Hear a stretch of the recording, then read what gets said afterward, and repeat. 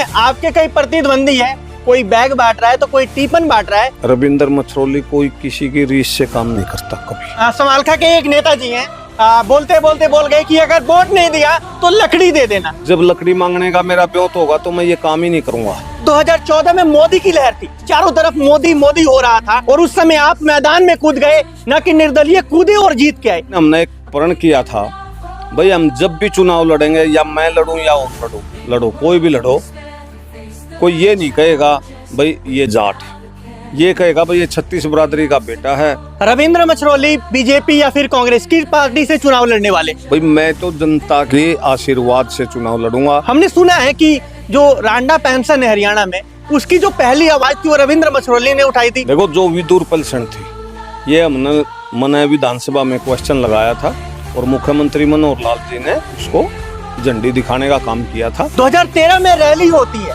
3 रैलियां होती है, जिसमें से एक रैली रविंद्र मछरौली का होता है। लेकिन टीवी पर जो चर्चा हो रही थी कि समालखा की रैली देखनी है, समालखा की रैली देखो, वैसी रैली आज तक नहीं हुई। आखिर एक किसान के बेटे ने, एक छोटे से परिवार के बेटे ने इतनी बड़ी भीड़ कैसे जुटा ली? देखो मेरे से तो क्या भीड़ जुटेगी, ये तो लोगों का प्यार था, मेरे भाइयों का, मेरे बुजुर्गों का, मेरी माताओं का ये प्यार था। 2014 में जब आपने कमान संभाली, 2019 तक विधायक रहे आप समालखा के, काम क्या किए? क्योंकि जनता के बीच इतनी लोकप्रियता शायद कोई भी नेता हासिल नहीं कर पाता। देखो जब 2014 में समालखा हल्के की मेरी माताओं ने, मेरे भाइयों ने, मेरी बहनों ने मुझे आशीर्वाद दिया, तो उस टाइम मोदी की पूरी लहर थी, पूरी आंधी थी। तो जब भी मेरे को चुनाव जिताया, तो जब भी आशीर्वाद दिया, लेकिन आशीर्वाद के बाद हमने देखा हम किसी भी गांव में गए, उसी गांव में किसी भी बिरादरी की, 36 बिरादरी की कोई चपाड़े गलियां किसी की बनी हुई नहीं थी हमारा समालखा हल्का के अंदर। तो हमने सबसे पहले निर्णय लिया, हमने हर गांव की 36 बिरादरी की चपाड़ों को बनवाने का काम किया। और अब मैं आपको ये बता रहा हूँ, अब रैली करेंगे जब भी समालखा के अंदर, आप भी आना वहाँ रैली में, देख लेना आप कि रैली कैसी होती है, क्या रैली करेंगे हम, इस चीज का आपको भी अनुमान लग जाएगा जब भी रैली करूंगा समालखा के अंदर। तो ये लोगों का प्यार और आशीर्वाद है, मेरे बड़ों का, मेरी माताओं का, मेरे भाइयों का, तो आप भी देखना खुद। जीतने के बाद अक्सर देखा जाता है, हिंदुस्तान की बात की जाए, परिवारवाद, नेता उसका बेटा विधायक, फिर उसका बेटा विधायक, फिर उसका बेटा विधायक। लेकिन रविंद्र मछरौली ने कभी जात पात नहीं की। जनता कहती है 36 बिरादरी के साथ होता है। ये बताइए, कभी सोचा नहीं आपने कि जो हमारे लोग हैं, जो हमारी जाट बिरादरी है, उसे आगे बढ़ाऊं, उन्हें हर फील्ड में आगे ले जाऊं? कभी जहन में नहीं आया?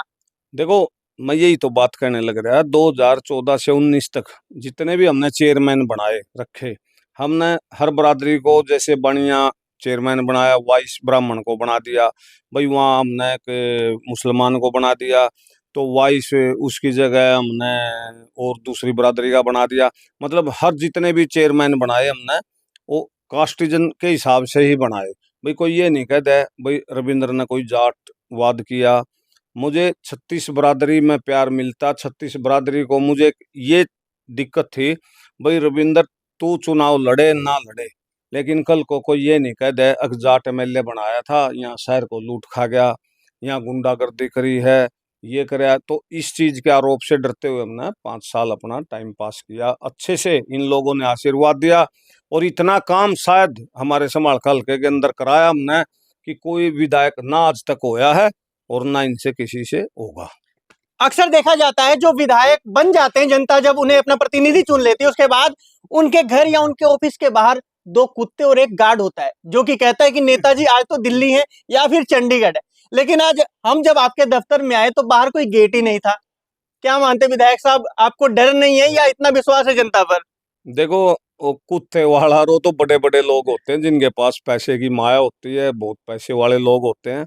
मैं तो एक गरीब परिवार से हूँ, मेरे पिताजी भी एक फौजी आदमी थे, मेरे दादाजी भी फौज में थे, तो हमने तो बहुत गरीबी देखी, बहुत नजदीकी से देखा गरीब आदमी कैसे तंग रहता है। भाई हमने विधायक बनने के बाद गरीब, किसान, मजदूर, व्यापारी, हमने सबको मद्देनजर रखते हुए इन परेशानियों को, क्योंकि हम जानते हैं किस किस को किस तरह की परेशानी होती है, तो हमने वो काम किया। और हमारा कोई इतना बड़ा, हम कोई लैंडलॉर्ड परिवार से तो है नहीं, ना हम कोई राजनीति परिवार से, हमारा तो कोई राजनीति कोई विरासत में नहीं मिल रही, अगर हमने कोई विरासत में मिल रही है तो हमने तो देखो इन लोगों को, इन जनता के आशीर्वाद से, अपने पैरों से ही करके, इनके आशीर्वाद से ही एमएलए विधायक बने। और विधायक बनने के बाद इस बरादरी के लिए भी और अपनी 36 बरादरी के लिए भी बहुत कुछ ध्यान में रखते हुए कार्य किए। और भाई हमारा कहाँ, हमारा कोई गेट खुले पड़े रहते हैं, हमारा तो कोई इस तरह की कोई वो नहीं है, रात को आओ दिन में आओ कभी आओ, कोई किसी से कोई गेट का काम नहीं हमारा। बिल्कुल, शायद भारत के पहले ऐसे ये नेता हैं जिन्होंने अपने निजी कोष से, हालांकि सत्ता में नहीं है, अपने निजी कोष से जो इनके हलके के लोग हैं, और इसी के साथ अगर बाहरी हलकों से भी लोग आ जाते हैं तो उन लोगों के अपने पैसों से ले जाकर तीर्थ धाम यात्रा करवाते हैं, हरिद्वार में गंगा स्नान करवाते हैं, रहने से लेकर खाने पीने से लेकर सभी व्यवस्थाएं रविंद्र मछरौली करते हैं। मछरौली साहब, पैसे के पीछे दुनिया भाग रही है आजकल, लोग सोचते हैं कहां से दो पैसे मिले लेके भाई हम चले लपेट दें, और आज आप अपने बैंक बैलेंस से, अपने घर खर्ची से पैसे बचाकर लोगों को तीर्थ करवा रहे हैं। मिलता क्या है फिर?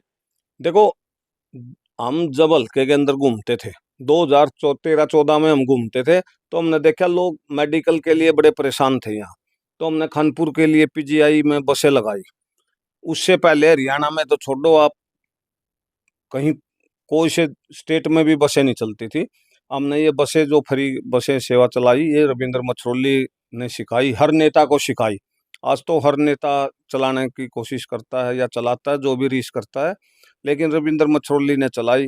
अब हरिद्वार गंगा की बसें, वृंदावन की बसें, खाटू श्याम की बसें जो चलाई, एम्बुलेंस से चलाई फ्री सेवा में, तो जिसमें खाना पीना रहना सब कुछ। पानी की टैंकर भी आप देते हैं भंडारे में या धार्मिक अनुष्ठान में? पानी के टैंकर भी हैं और आंखें भी बनवाते हैं, विवाह शादी, जो भी सहयोग होता है, कोई बात नहीं हो तो जो भी मेरे से होता है तो मैं करता हूँ। अगर मेरी जेब में नहीं है या मेरे पास नहीं है तो मैं मांग के कुछ नहीं करता। और जितना भी होता है मैं भगवान से प्रार्थना करता हूँ, परमात्मा, क्योंकि हमने गरीबी देखी है। मैं एक गरीब परिवार से हूँ, ना तो मेरे पास कोई 2 करोड़ की प्रॉपर्टी, ना मेरे पास कोई 1 करोड़ की प्रॉपर्टी है, ना मेरे पास 10 लाख रुपए की प्रॉपर्टी है। रविंद्र मछरौली के पास तो एक मोटरसाइकिल उसके नाम है। ये तो सब जनता का और भाइयों का प्यार है, इन्हीं के आशीर्वाद से ये काम चलता है। रविंद्र मछरौली अपना प्रतिद्वंदी किसे मानते हैं? क्या समालखा के मौजूदा विधायक या फिर जो भावी कई विधायक अपने आप को बता रहे हैं उन्हें मानते हैं? देखो, मैं तो किसी को यही नहीं मानता कि कोई प्रतिनिधि है मेरा, कोई प्रतिबंधी है या कुछ है, क्योंकि मैंने तो अपना काम करना। मुझे नहीं पता कौन क्या कर रहा क्या नहीं कर रहा, मुझे क्या लेना उस बात से।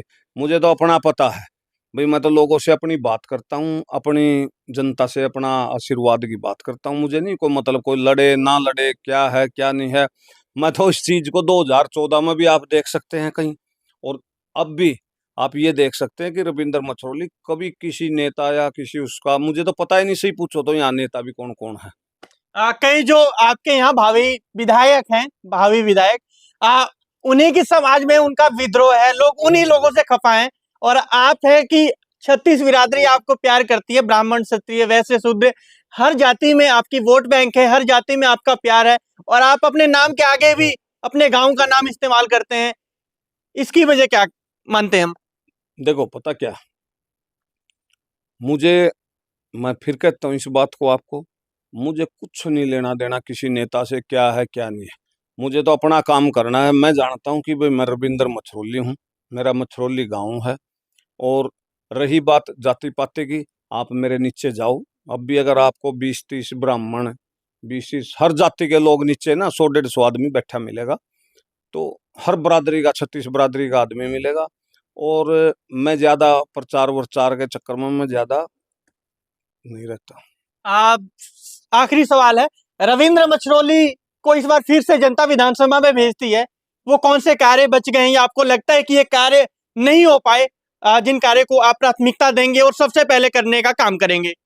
देखो, मैं 2014 से 19 तक विधायक रहा। 19 में मैंने चुनाव नहीं लड़ा, तो जो काम मेरे टाइम में अधूरे पड़े थे, जैसे पंजाबी धर्मशाला थी, फौजियों के लिए भवन था, भाई ब्याह शादियों का बैंक्वेट हॉल था, गोल्डन पार्क था, रेलवे स्टेशन पार्क था, और ये हमने काफी काम में जो भी काम अधूरे पड़े थे वो सारे काम करने हैं।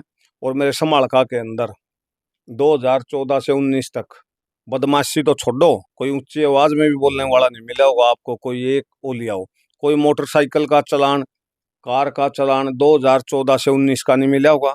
बिजली जो छापे वाले आते हैं, आप देख ले, किसी से पता करना को भी तेरा 2014 से 19 तक होया, वो चालान मेरी जनता का नहीं, और रविंद्र मछरौली का चालान होता था। रविंद्र मछरौली वो आदमी था, वो कहता था भाई ये चालान आपका नहीं, ये रविंद्र मछरौली का चालान है। और आज के दिन देख लो आप क्या हालात हैं हमारे हल्के के।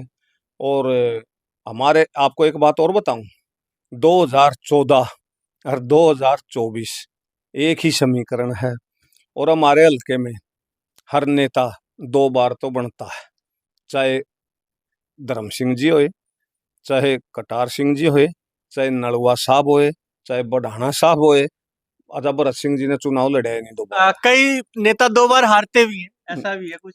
पता नहीं ना, जो पहली बार हारता है दूसरी बार भी हारता है, उसके बाद भी हारता है। नहीं, जो 1-2 बार हार गया तो बनता है, उसका कुछ, उसके बारे में मैं कुछ नहीं कहता कौन क्या करता। मुझे ये पता है यहाँ हर बार दो बार बनता है नेता, और 2014 और 2024 ये जनता ने मन बना चुका है कि रविंद्र मछरौली इनका बेटा है, इनका भाई है, और आशीर्वाद देने का काम कर चुके हैं। तो बिल्कुल, ये जो 4 अंक है, जैसे 2014 में 4 था और फिर से 2024 में 4 है, तो ये 4 अंक कहीं ना कहीं जो ज्योतिष देखे हुए कहेंगे कि रविंद्र मछरौली के लिए लाभदायक होने वाले हैं। और इस बार फिर से समालखा की जनता ने ठान लिया है, समालखा की जनता ने मन बना लिया कि एक बार फिर से रविंद्र मछरौली को ही अपना विधायक चुनेंगे, क्योंकि ये हमारा बेटा है, हमसे जुड़ा हुआ है, हमारा अपना है। क्योंकि लोग वादे करने चले आते हैं और उसके बाद 5 साल तक नजर नहीं आते, जैसा कि लोग अपने विधायक के बारे में यहां से बता रहे हैं। समालखा के लोगों के जवान से आप लोगों ने सुन लिया। इस वीडियो को आप लोगों को ज्यादा से ज्यादा शेयर करना है।